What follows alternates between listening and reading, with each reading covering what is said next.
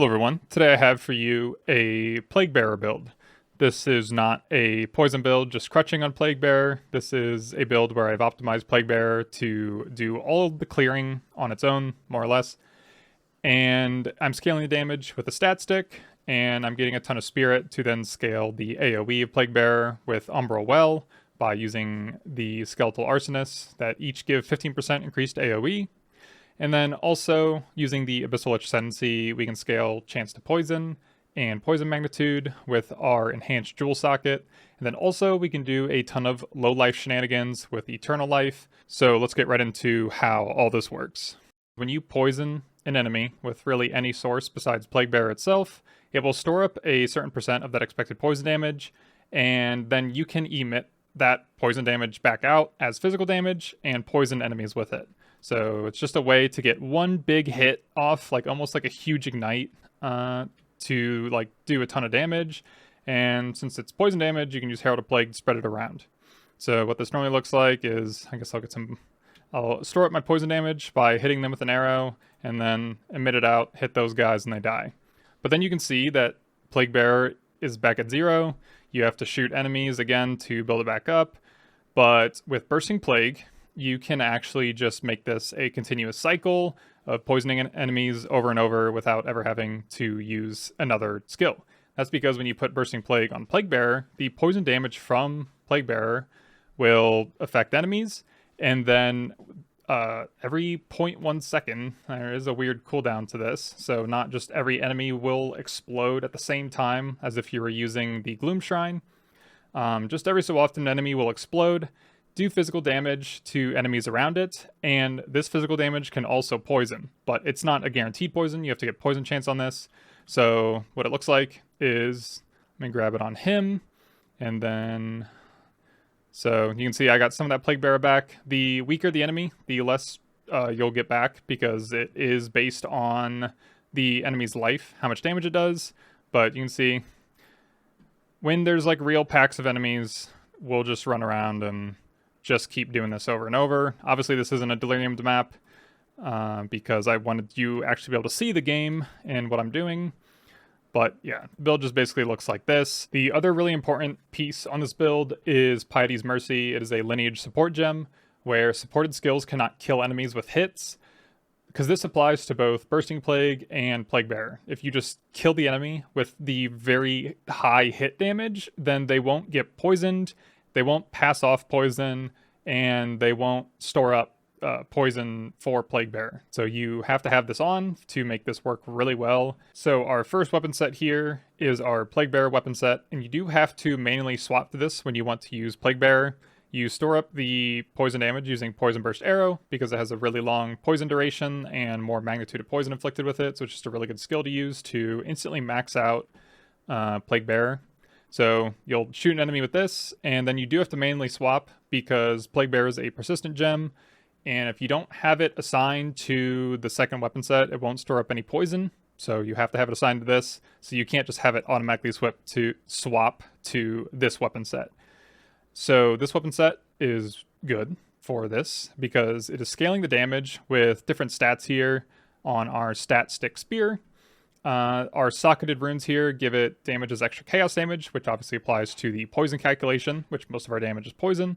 Then we have companions deal increased damage, which we are getting ourselves because of this notable on the tree. And then also, did I say we're getting damage as extra physical damage? I don't know if I said that, but yeah, we're getting damage as extra physical damage on this too. And then also we're getting strength, so we can wield a scepter and then also use red support gems on the build.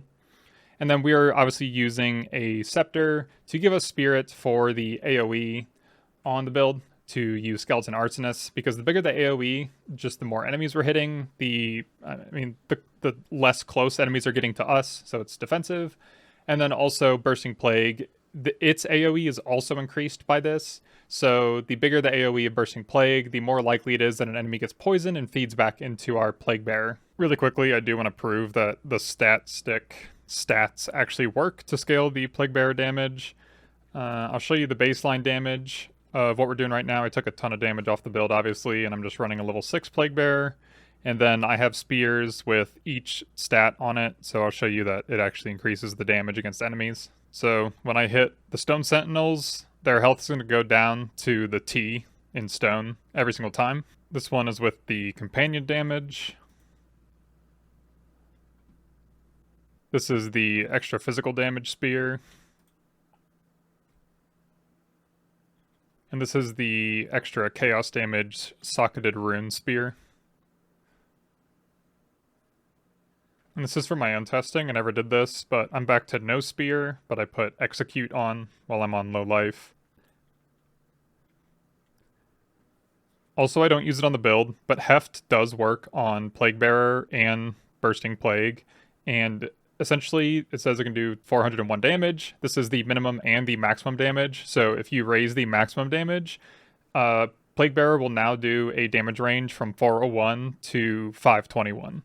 And I'll show you that here, obviously.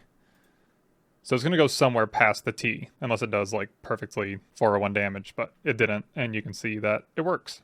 Like I just said, everything that works on Plague Bearer also works on Bursting Plague. I did a lot of the same testing on Bursting Plague first before I ever put it on Plague Bearer, because this gem is really interesting since it's a Corpse Explode that can poison.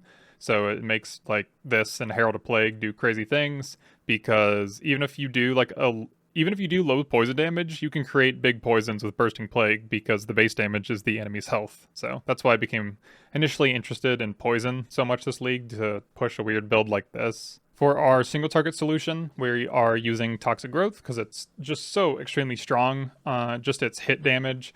We do have a pretty good bow and quiver for our damage, but it's really nothing to write home about. But as you'll see, I'll shoot down Toxic Growth, and then I will switch to the Plague Bearer weapon set and then blow all of these up, which will then hit the enemy, poison the enemy, and give me back my Plague Bearer. Also, we do have Despair to do more chaos damage, because we do have a lot of extra damage as chaos because of Ming's Heart. And then also we are doing, chaos damage through poison. So we'll Toxic Growth, Despair, and then blow that up, and then keep switching back and forth between our weapon sets.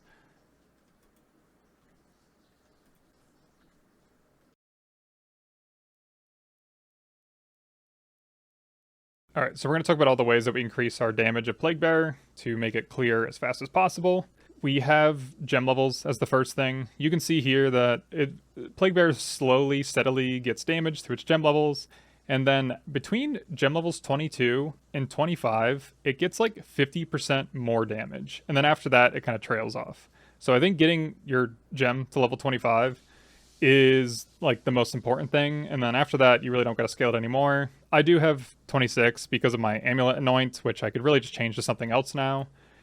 But yeah, so it's kind of hard to get gem levels for Plague Bearer because it doesn't have like spell or attack tags or anything like that, or a minion tag. So you can't increase it with like levels on an amulet besides the desecrated modifier +1 to level up all skills. And then obviously corrupting it gets you a level. There is the dark entries where you get +1 level to all chaos skills. And then you can get +1 level through a support gem, but that has opportunity cost of losing other support gems. One of the best ways to get some levels on Plague Bearer is a Prism of Belief Diamond. A +3 is very expensive, so a +2 level along with all the other ways. I mean, like I said, I'm getting it to 26, so if you had a +2 of that gem, that would get it to gem level 25, and you would just leave this Amulet Anoint. And then for the rest of our damage on here, we do have Execute, which is giving us 30% more damage because we're on low life all the time because we are the Lich Ascendancy. And then also when enemies get to low life, it does another 30% more damage to them with hits. So you'd have to hit an enemy twice, which really only happens against bosses, as you saw, and maybe like really tanky rares or the Abyssal enemy rares. And then lastly, we do more poison damage because our damage is poison damage, so scaling that instead of the hit is better.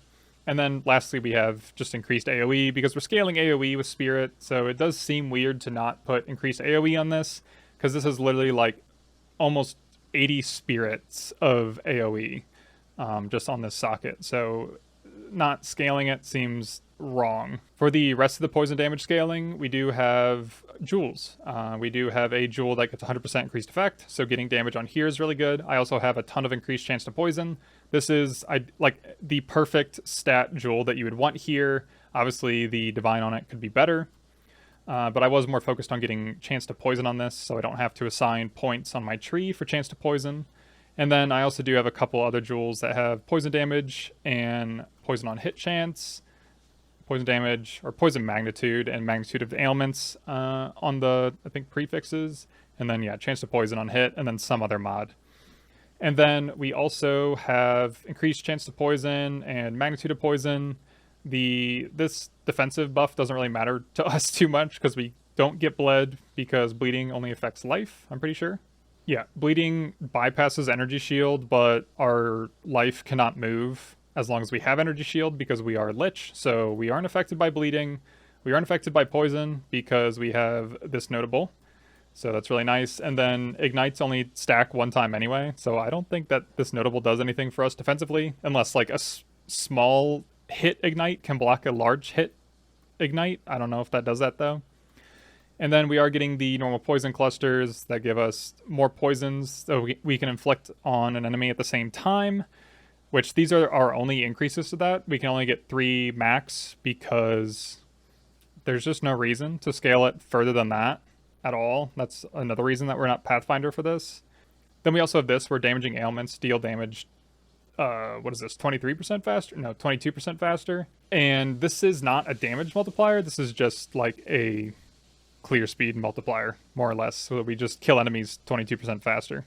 And then I did miss this. We do have this notable here, low tolerance, where the first poison on a target has 6% increased effect, which I assume means 60% more damage from the first poison on a target, which is huge since we're just inflicting one big ass poison anyway.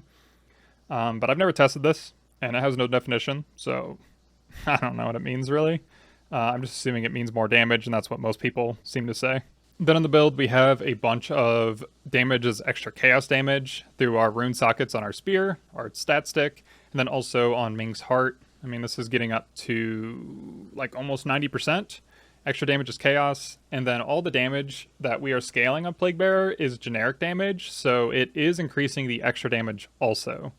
Because I'm not just scaling only physical damage or only chaos damage. I'm getting just increased damage because of companions. I have it on my spear here. Then I have a few extra small passives leading up to the notable that's letting this happen. And this, I'm not having a companion follow me around because companions are percent spirit reservation. So that's going to take up way too much spirit for me for not that much more damage. And then also, the only flat spirit companion is a Roa, which is way too slow to follow you around in maps. And you do have to have it follow you around because you can't use Plague Bearer while riding a Roa. That would be really cool for this build. I think there's a bug you can abuse where you can do that, but I don't even know if that's still in the game.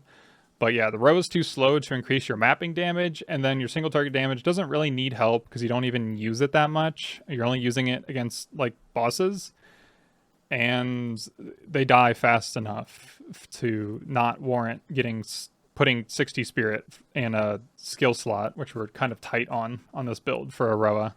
Then for Plague Bearer, I don't know if increased skill speed actually increases how fast it was cast. I just did a side-by-side comparison, so you'll know after I edit the clips together and show you if it actually makes it faster, but I do have a good amount of increased skill speed. It does increase our attack speed, and then, I mean, I was picking this up anyway for the movement speed, so it doesn't really matter. I do have a corruption on this for increased skill speed.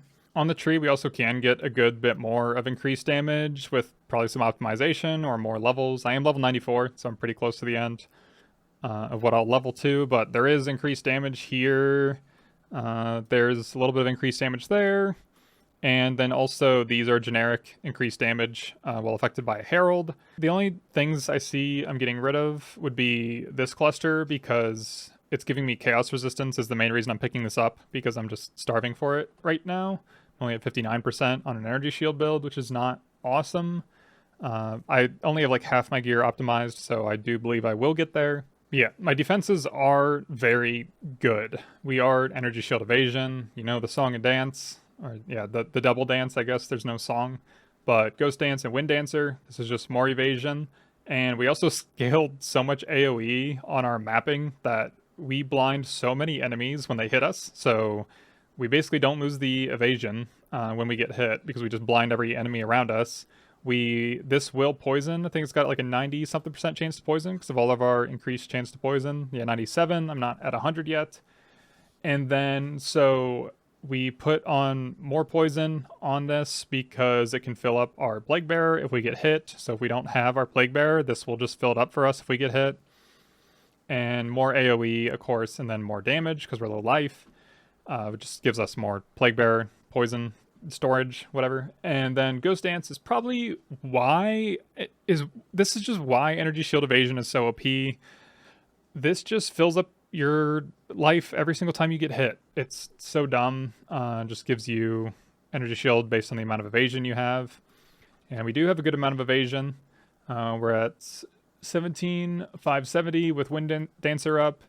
And we have decent gear. We are using the Corsair coat, which is not the best energy shield or not the best evasion base.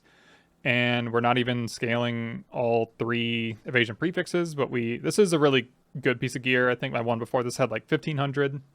And then we're mostly using this for the reduced movement speed penalty, of course. But yeah, and we're only scaling the energy shield evasion nodes, like all the really common ones on the tree. If I can press the right buttons, these. There's nothing extra really. I'm not grabbing these. You could if you really want evasion.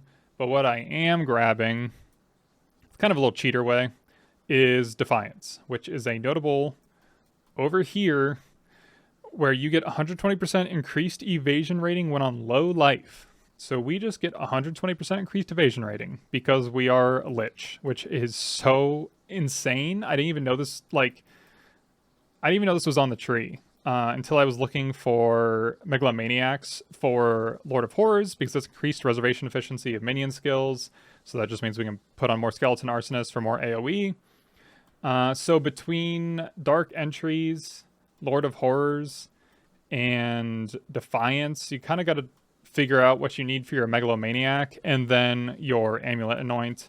Obviously, I don't even need this on my Amulet Anoint because of my Prism of Belief that I have. But if you're using just a +2, you do need this. I think the priority is Defiance, and then Dark Entries, and then Lord of Horrors. And then again, since we're Lich, we're low life, so we can use Shavron's Satchel belt to recover our energy shield, and along with our life, with a life flask, but we don't change our life as long as we have energy shield because we're Lich. So this just gives us, we can use our life flask at any time. You can see it's literally using the life flask right now because of like that light red tint fills up. So if we get hit, we would start recovering immediately. So the second you go into anything that feels dangerous, you just click your life flask and you start recovering. I think, what do I have? Like 1,200 life recovery per second right now on this weapon set. My other one will have less. And yeah, this is just disgustingly good. I really value recovery in Path of Exile, probably because I started playing the game with Essence Drain in Path of Exile 1, so having a ton of recovery just feels very comfortable for me. So this is just phenomenal. This flask where you get more recovery if used while in low life, I don't think is a multiplier to your recovery. I tested it, and it is the exact same recovery as 100% increased recovery flasks, the ones that take away your mana. And it shouldn't be the same since I have increased recovery here. So the recovery amount should have been different. It should have been more on this because it would have been diminished returns on increased recovery flasks rather than more recovery. But it was the exact same number. And I even, it was the same number on this menu. And I even recorded it and frame by framed it, and it recovered at the exact same pace. So, but either way, this doesn't take away your mana. So this is the better flask. And it's definitely not less recovery by any means. If you corrupt it, it's pretty good. That's a multiplier to your recovery. I have a stun charm because if I get stunned once, it really doesn't matter. And then I just delete all the enemies around me. And then I just have this because it feels good in maps where you're unaffected by slows. And then I have this because I don't want to be frozen. and I guess this unique charm is just better than a normal charm. And then also for the mods on these, increased duration is probably the best prefix, and then reduced charges per use gives you more uses than increased max charges, so that's the better mod. And then my gloves are definitely not optimized. I think you can get like 250 energy shield easy on gloves with just 2 prefixes, and I'd probably get rarity for my 3rd prefix. And then for my suffix, I want increased effect of socketed runes, because then you can put on what is it, damaging ailments magnitude, and then also I'd probably do 1, what is it called, wither magnitude. But yeah, the 100% increased effect of socketed items is really good on gloves also, along with boots, so I'd probably go for that on these gloves. And then I'm getting all my movement speed from my boots. These are 70% movement speed boots because of the, what is it, this Tech Rod's Gaze gives you 10% increased movement speed when on low life. All my movement speed comes from these boots, along with on the tree, movement speed, movement speed, movement speed, movement speed. I think that's all the movement speed nodes. And yeah, you could probably make a Val Pact thing work. Where is that even at? You could probably make the Val Pact work some way, somehow, if you really wanted to get more movement speed. I don't have the movement speed from the campaign still. I literally missed that and just have not cared to go back and get that. And then we do have a good amount of reduced movement speed penalty on the tree. We got that here, got that here. We got some here. You could grab the last little bit here if you wanted. And then we have reduced movement speed penalty on our Corsair jacket.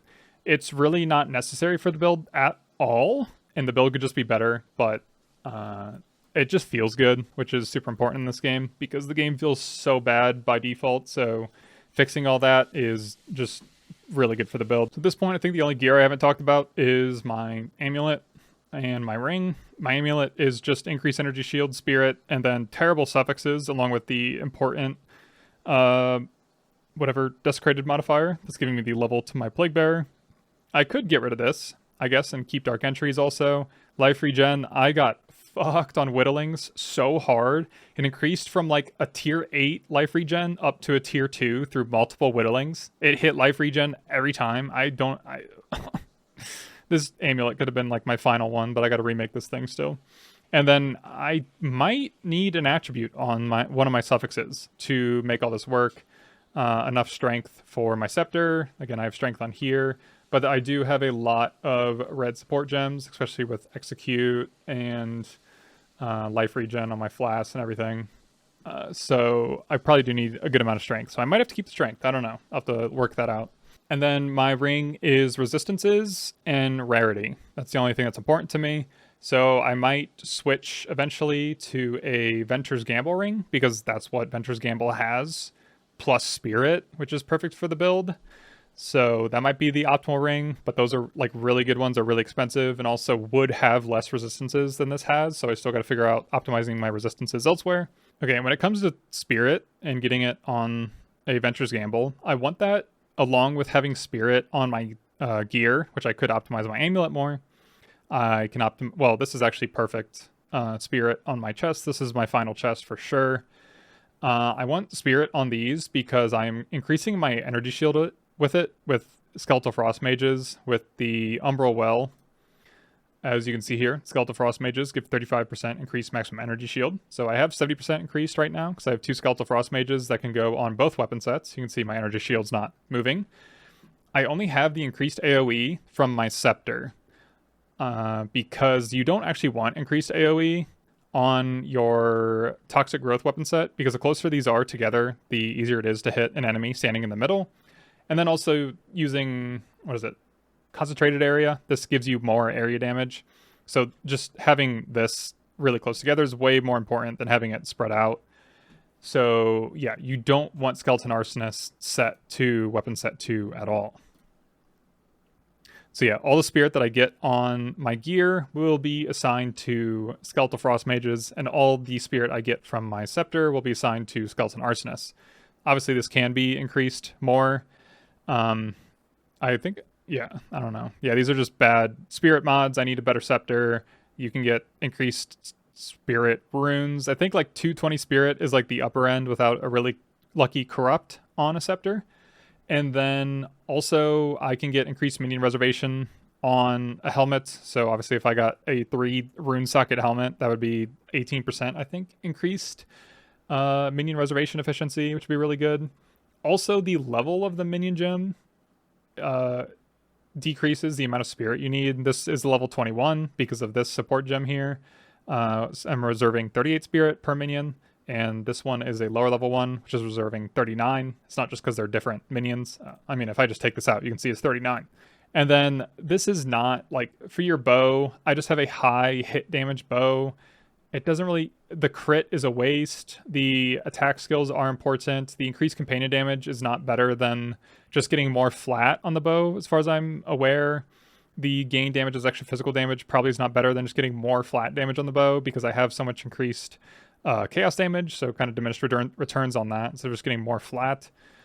I've not POB'd to figure out what the best thing here is, but again, this bow's trash, and you saw the single target that I'm doing. And then this quiver's pretty good. The flat on this is good. You don't need lightning damage, but you can just randomly shock enemies sometimes because you hit so many times with Toxic Growth. Increased damage with bow skills is obviously optimal. Dexterity for stat requirements. Level of all projectile skills is a really good way to scale the damage on this. And then increased attack speed is just makes it so you can shoot and then switch to your other weapon set just quicker, which is more DPS because you're doing the combo more often. But yeah, I haven't really POB'd this. Going crit might be possible because a lot of my weapon set 2 is assigned to just increased attack damage since I'm split between chaos and physical. So it'll scale both of them. And then this node's just super good when you're on low life, 60% increased attack damage. But most of this is just increased attack damage in some way or another on my weapon set 2. Like this one, I don't need this on weapon set 1. Okay, I think I've talked about everything now besides support gems. We are using a Shrine Scepter because you can use any kind of Shrine Scepter because it's bugged, and all of these support gems don't reserve any spirit. You can see my spirit doesn't change when I take this off. It's just bugged. It's been bugged the entire league, and they haven't fixed it. So for the support gems, I just put all the defensive ones, less ignite duration, less shock duration, less freeze duration, and then our really high spirit increased recovery from life lasts on here. And then, so on Poison Burst Arrow, we're just trying to get like as much poison as possible and as quickly as possible to then use Plague Bearer. So we just have more poison damage, more skill effect duration because it does affect the duration of the poison on it, which increases the amount of expected poison damage that the Plague Bearer will store. Then we have increased attack speed, and then we have Ricochet 3 because I don't have multiple projectiles because I just got to shoot one enemy. So this will just pierce all enemies, and if I had an additional projectile, it'd be even better because I wouldn't have to aim at anything. I could just aim at the ground, and it would chain towards an enemy. So getting like an additional projectile on the suffix of this bow would be pretty good. And you don't need high range on a bow, so you can use an Obliterator bow base because Toxic Growth literally can't go any further than the screen anyway, and it just goes that far, and then Poison Burst Arrow will end here, but like, who cares? And then Execute. I have Execute on everything that hits because it's such an OP gem for the Lich. And then on Toxic Growth, we have Corrosion because it will poison an enemy, like a boss or whoever you put it on, and destroy their armor. So then you'll do increased physical damage to them. I put on Withering Touch. I don't know the math on this, but this is our way to apply Wither. Since we're so, like, I can't put on Withering Presence because we're so socket starved. And yeah, the less damage on this might be actually a DPS decrease, but I can very easily apply Max Wither to a boss. And then we already talked about Concentrated Area being a damage increase on multiple levels. And then we have Long Fuse. The increased detonation time does not matter on this because we blow up the Toxic Growth with putting poison damage on it. You can see doop, doop, and they blow up really quickly. So increased detonation time, I think, does affect them, but it just doesn't affect it enough to matter. And then Execute. Plague Bearer, we already talked about all of this. Herald of Plague, I mean, I could probably put something on here. I don't think there's anything you can put on Herald of Plague that matters. Increasing the gem levels of these is really good. I just haven't really focused on it, so maybe there's some way to optimize that. Despair, just have increased magnitude, less delay, more skill effect duration, increased AoE, and less cost. And then with Ghost Dance, We have less skill effect duration because it reduces the amount of time it takes to get Ghost Shrouds, as you can see there. And then I have our second Herbalism on here for more increased life recovery from flasks. You can see I don't have enough spirit to reserve another minion on either weapon set, so I might as well just put this here. And then we already talked about Wind Dancer.